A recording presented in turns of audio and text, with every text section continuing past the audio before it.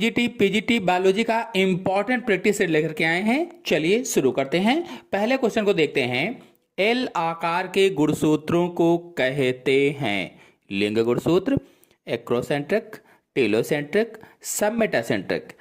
L आकार के गुणसूत्रों को क्या कहा जाता है? बता दें कि सभी प्रकार के गुणसूत्रों के बारे में पूरी जानकारी के लिए आप हमारे चैनल से जाकर के वीडियो को देख सकते हैं। उसमें सभी प्रकार के गुणसूत्रों को डिटेल से समझाया गया है।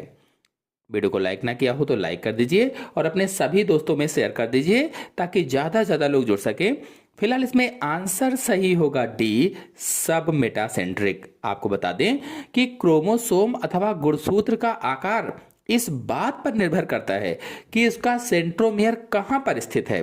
अगर सब मेटासेंट्रिक की बात की जाए, डी वाले ऑप्शन की बात की जाए, तो इसमें सेंट्रोमियर केंद्र से थोड़ा हटकर होता है, थोड़ा सा, जिससे एक भुजा लंबी और दूसरी छोटी हो जाती है और कोशिका विभाजन के समय एल आकार जैसा दिखाई देता है। जो मेटासेंट्रिक है तो मेटासेंट्रिक में सेंट्रोमियर बिल्कुल बीच में होता है, वी आकार का होता है। और इसमें से जो बी वाला ऑप्शन है एक्रोसेंट्रिक, तो सेंट्रोमियर किनारे के पास होता है, तब ये जे आकार का होता है। और जो सी वाला ऑप्शन है टेलोसेंट्रिक, तो सेंट्रोमियर बिल्कुल अंत में होता है, यानी आई के आकार का होता है। और जो पहला ऑप्शन है लिंग गुणसूत्र, ये जेंडर यानी नर और मादा निर्धारित करते हैं, इनका आकार से सीधा संबंध नहीं होता है। नेक्स्ट क्वेश्चन है, समजात गुणसूत्रों का किस अवस्था में युग्मन होता है?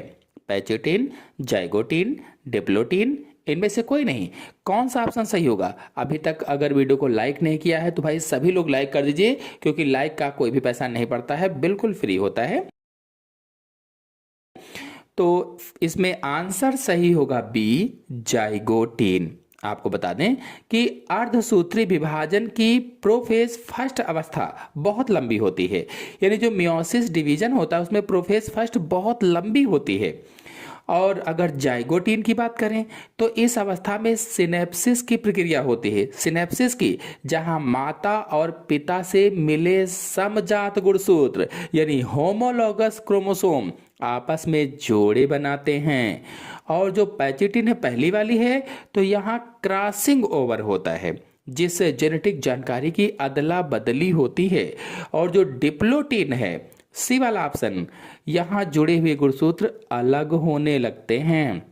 नेक्स्ट क्वेश्चन है, 200 पराग कणों के निर्माण में कितने अर्धसूत्री विभाजनों की आवश्यकता होगी? 100, 199, 50, 200। 200 पराग कण बनना है तो कितने अर्धसूत्री विभाजन की जरूरत होगी?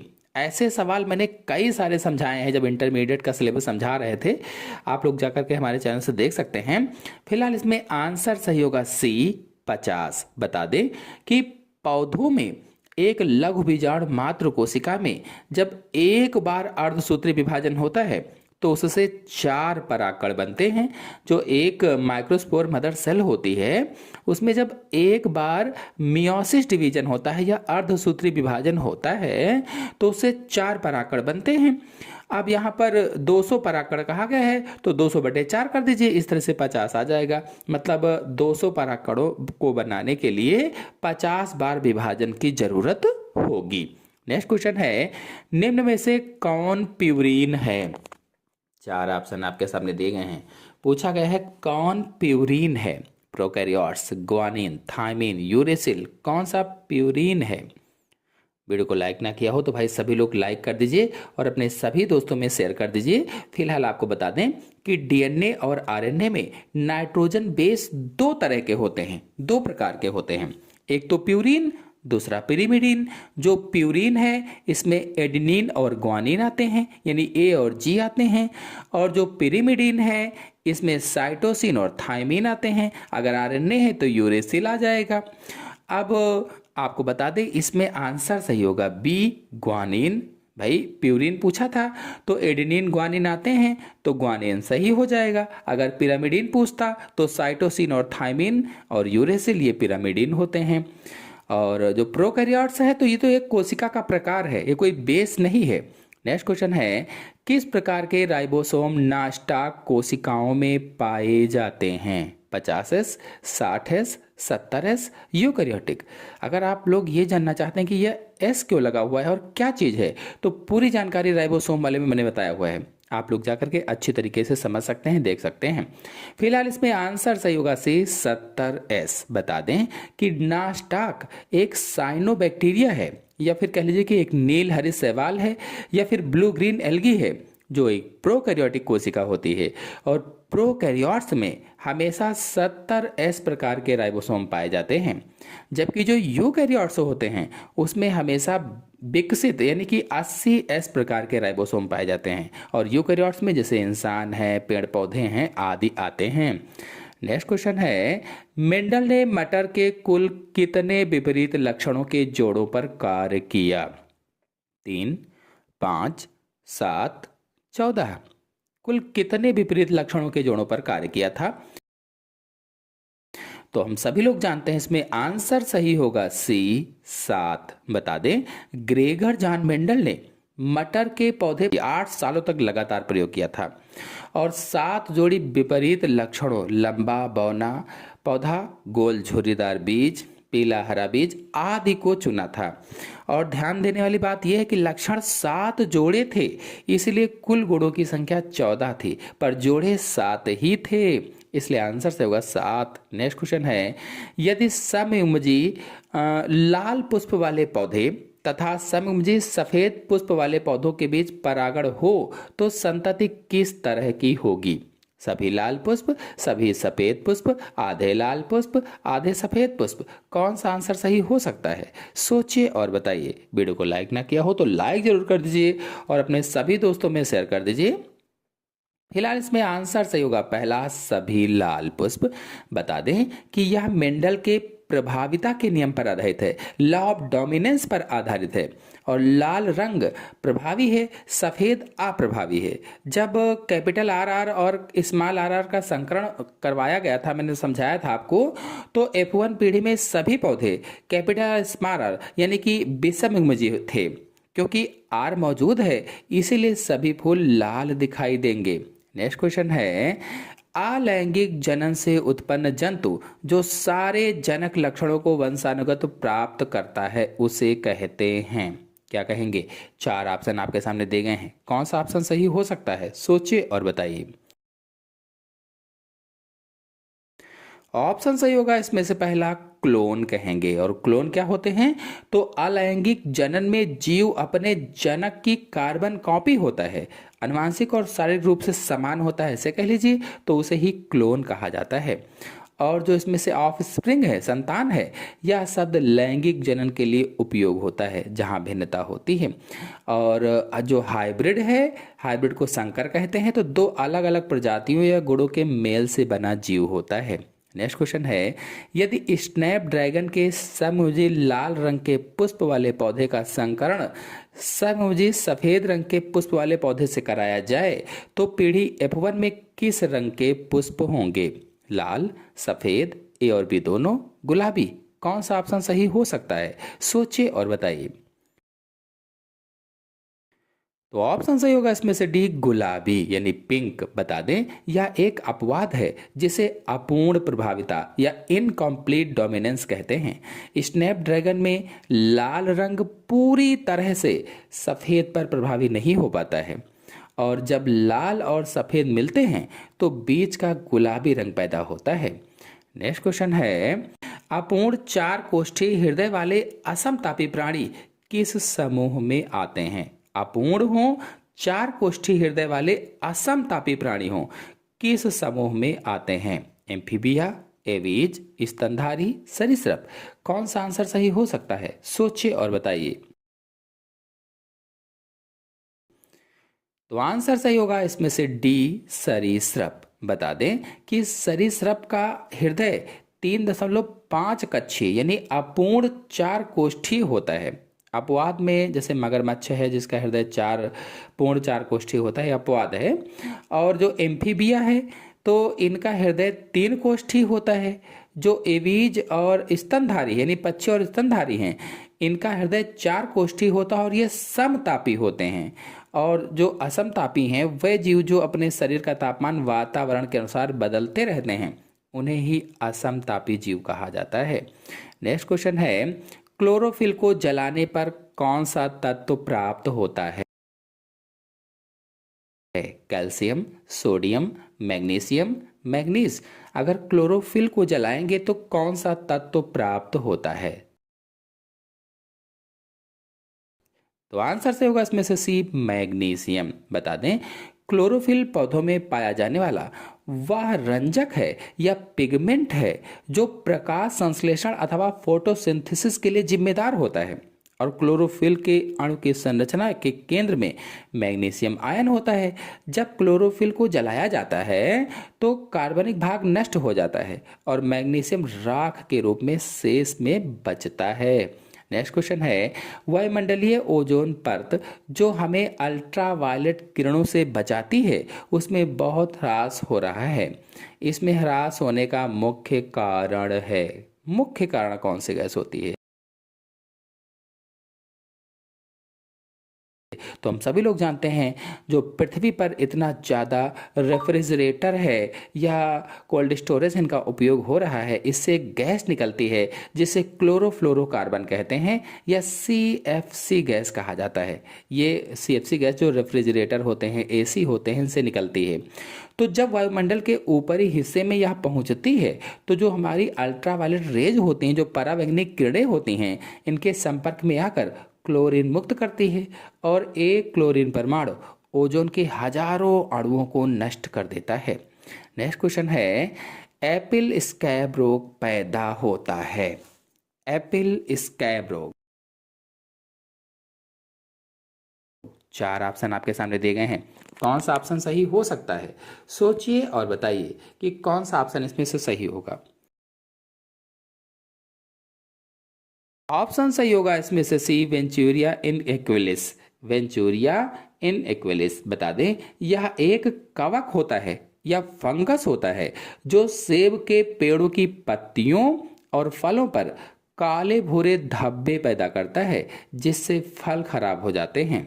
अब इसमें से जो पहला वाला ऑप्शन है, टेफ्राइना डिफार्मेंस, तो यह आड़ू में लीफ कर्ल रोग पैदा करता है, लीफ कर्ल। और जो दूसरा वाला ऑप्शन है, यह अंगूर में डाउनाई मिल्ड्यू रोग पैदा करता है। और जो इसमें से डी वाला ऑप्शन है, यह बैक्टीरिया की एक प्रजाति है, कई तरह से संक्रमण फैलाती है। नेक्स्ट क्वेश्चन है, विटामिन सी का निम्नलिखित में से सबसे अच्छा स्रोत होता है। विटामिन सी का सबसे अच्छा स्रोत,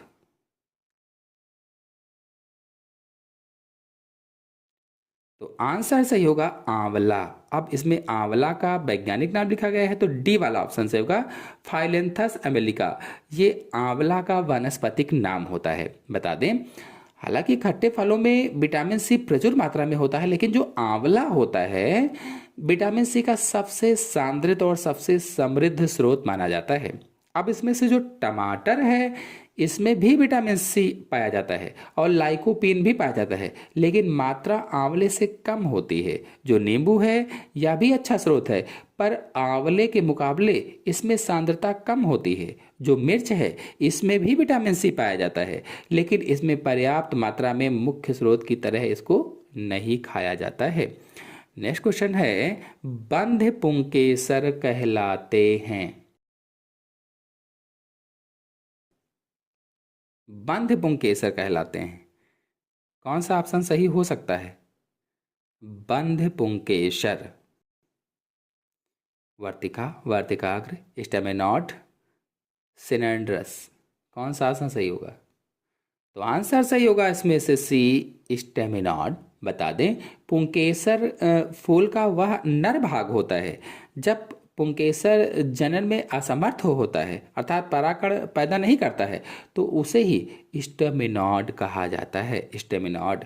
नेक्स्ट क्वेश्चन है, एक पादप में अर्धसूत्री विभाजन के एनाफेज प्रथम में एक ब्रिज तथा एक टुकड़ा दिखाई देता है, इसलिए कि यह पादप में, कौन सा आंसर सही होगा? सोचिए और बताइए। तो आंसर सही होगा इसमें से डी, पैरासेंट्रिक इन्वर्जन हुआ है? बता दें, जब गुणसूत्र का एक हिस्सा टूटकर 180 डिग्री पर उल्टा जुड़ जाता है और इसमें सेंट्रोमियर शामिल नहीं होता तो इसे ही पैरासेंट्रिक इन्वर्जन कहा जाता है। और अर्धसूत्रीय विभाजन के दौरान इसके कारण डाइसेंट्रिक ब्रिज और एसेंट्रिक फ्रेगमेंट बनते हैं। नेक्स्ट क्वेश्चन है, आर्की बैक्टीरिया में अनुपस्थित होता है? आर्की बैक्टीरिया में क्या अनुपस्थित होता है? 4 ऑप्शन आपके सामने दिए गए हैं, कौन सा ऑप्शन सही हो सकता है?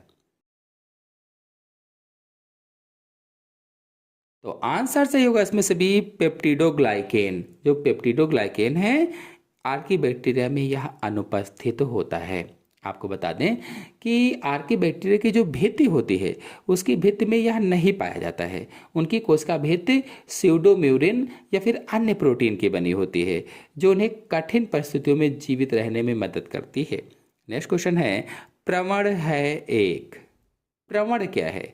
सोचिए और बताइए कि कौन सा ऑप्शन सही हो सकता है।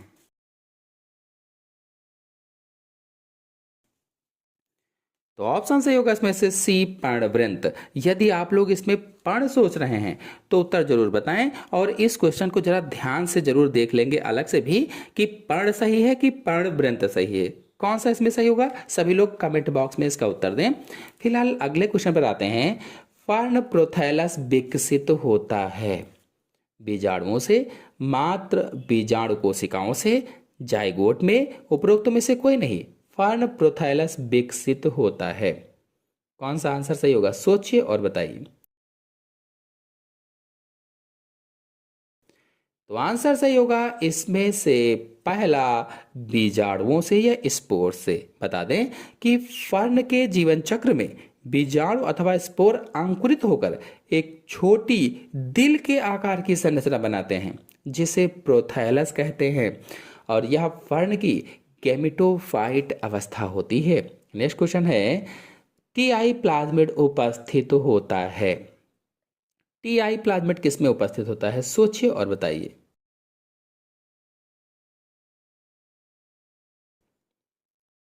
तो आंसर सही होगा इसमें से पहला, एग्रोबैक्टीरियम में। एग्रोबैक्टीरियम ट्यूमेफेसियंस नामक बैक्टीरिया में टीआई प्लाज्मिड पाया जाता है और जेनेटिक इंजीनियरिंग में इसका उपयोग पौधों में जीन स्थानांतरण के लिए वाहक के रूप में किया जाता है। वाहक के रूप में। नेक्स्ट क्वेश्चन है, निम्नलिखित टेरिडोफाइट्स में से किसे हॉर्स टेल कहते हैं? हॉर्स टेल किसे कहा जाता है? तो हम सभी लोग इसका आंसर जानते हैं। इसमें आंसर से होगा सी, इक्विसिटम को कहा जाता है। बता दें, इक्विसिटम की संरचना घोड़े की पूंछ जैसी झाड़ीदार दिखती है, इसीलिए इसे हॉर्स टेल कहते हैं और इसकी कोशिका भित्ति में सिलिका प्रचुर मात्रा में होती है। नेक्स्ट क्वेश्चन है, क्षण रूपी जीवाणु कहलाते हैं? Cocci, bacilli, spirilla, vibrio. क्षण रूपी जीवाणु। तो देखिए, जो कोकाई हैं ये गोल होते हैं, जो वैसिलाई हैं ये क्षण रूपी होते हैं, इसलिए आंसर से होगा इसमें से बी, क्षण रूपी जीवाणु बैसिलाई होते हैं। और जो सी वाला ऑप्शन है स्पाइरला, तो ये सर्पिल होते हैं और विब्रियो कॉमा के आकार के होते हैं। नेक्स्ट क्वेश्चन है, मेटाजोआ के अंतर्गत है? मेटाजोआ के अंतर्गत क्या आता है? सोचिए और बताइए। आंसर से होगा इसमें से सी, निडेरिया। बता दें, मेटाजोआ बहुकोशिकीय जंतुओं का समूह है और प्रोटिस्टा, स्पोरोजोआ और सार्कोडाइना एक कोशिकीय जीवों के अंतर्गत आते हैं। निडेरिया बहुकोशिकीय होता है। नेक्स्ट क्वेश्चन है, शरीर की सबसे बड़ी कोशिका कौन सी है? सबसे बड़ी कोशिका, लाल रुधिराणु, तंत्रिका कोशिका, अस्थि कोशिकाएं, शुक्राणु। तो आंसर से होगा इसमें से बी, तंत्रिका कोशिकाएं। बता दें कि मानव शरीर में तंत्रिका कोशिका सबसे लंबी कोशिका होती है जिसकी लंबाई लगभग 1 मीटर तक हो सकती है। मनुष्य के शुक्राणु में कितने लिंग गुणसूत्र पाए जाते हैं?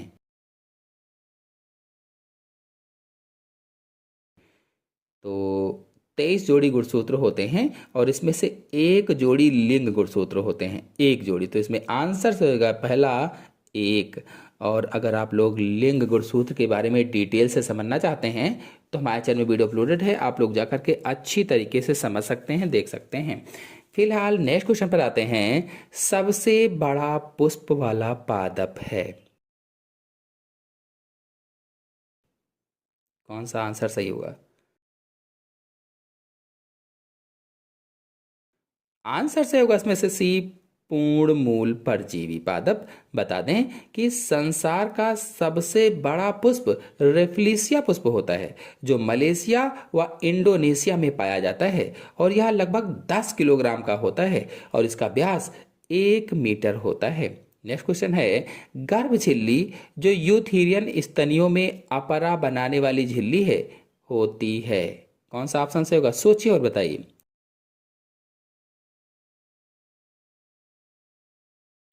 ऑप्शन से होगा इसमें से बी, अपरापोसी जरायु। नेक्स्ट क्वेश्चन है, पक्षियों की अस्थियां होती हैं खोखली, वायुयुक्त यानी वातिल, ए और बी दोनों, उपरोक्त में से कोई नहीं, कौन सा आंसर सही हो सकता है? वीडियो को लाइक ना किया हो तो सभी लोग लाइक कर दीजिए और अपने सभी दोस्तों में शेयर भी कर दीजिए। फिलहाल इसमें आंसर सही होगा सी, ए और बी दोनों, यानी खोखली भी होती हैं और वायुयुक्त यानी वातिल भी होती हैं। बता दें कि जो पक्षी होते हैं इनके आगे के पैर पंखों में बदल जाते हैं और इनकी हड्डियां खोखली और वातयुक्त क्यों होती हैं? ताकि ये हल्के रहें और आसानी से उड़ सकें। तो आशा है आपको आज का प्रैक्टिस से अच्छी तरह से समझ में आ गया होगा। आ गया हो तो वीडियो को लाइक कीजिए, अपने सभी दोस्तों में शेयर कीजिए, चैनल पहली बार आए चैनल को सब्सक्राइब भी कर लीजिए। धन्यवाद।